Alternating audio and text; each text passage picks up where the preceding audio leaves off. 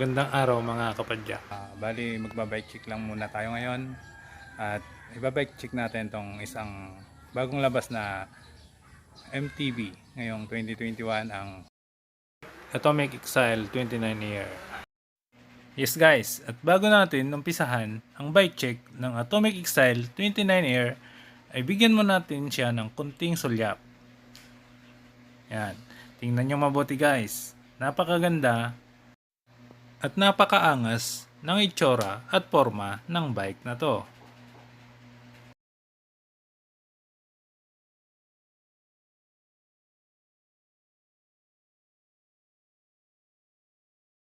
Okay guys, at umpisahan na nga natin ang pag-bike check sa bike na to.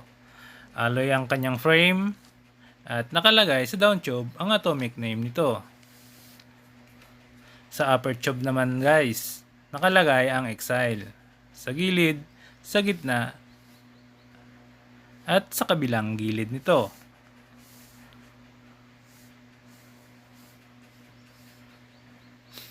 Hindi siya naka-smooth wheeled. At tapered na ang headset nito.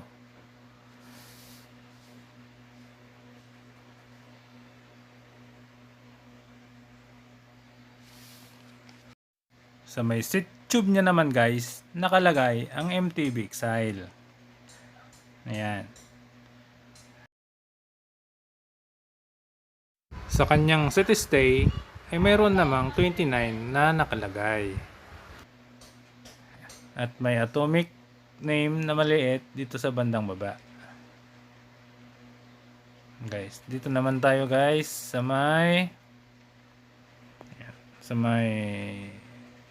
Steam. Naka-negative po siya.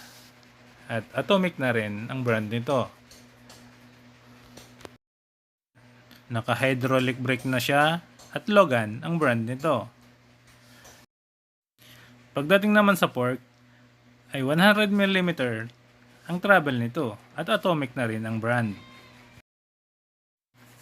Naka-air suspension na to at may lockout na rin.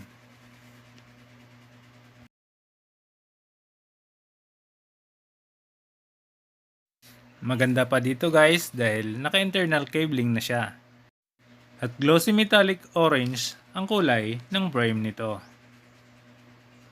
May lagayan na rin ng tubig guys sa may down tube. Aluminum na rin ang front trim nito guys at gawa sa atomic. Jumping here naman ang brand name ng gulong nito na may sukat na 29 by 2.25. 36 ang holes at spokes. At naka-quick release na rin siya.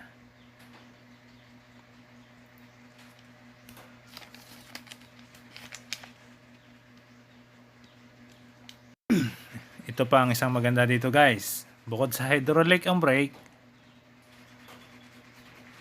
stride pa ang shifter nito. Ayan.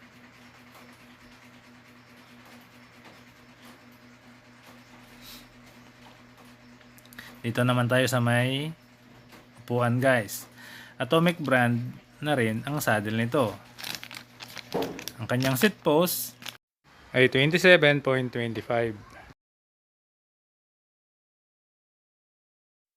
Quick release na rin ang seat clamp nito.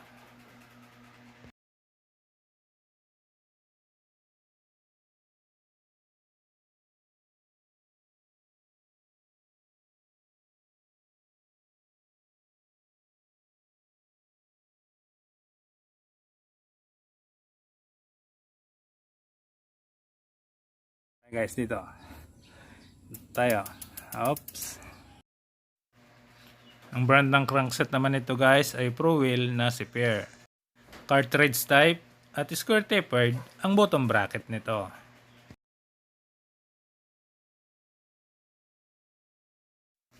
Ordinary naman ang nilagay na pedal.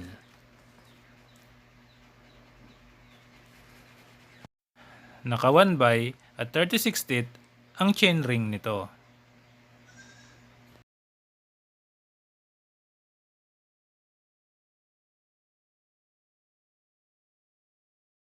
Dito naman tayo sa RD guys. Nagawa sa aluminum alloy Nice Ride RD M320.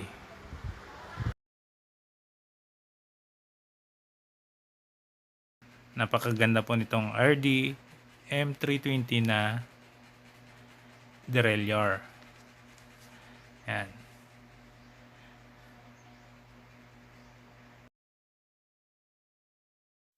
Naka 11 teeth. Yung pinakamaliit na cogs. At 50 teeth naman yung pinakamalaki. Sabing-sabi ang setup na to guys. Lalong-lalo na sa mga akyatan. 36 holes ang spokes at aluminum rim na rin sa likod.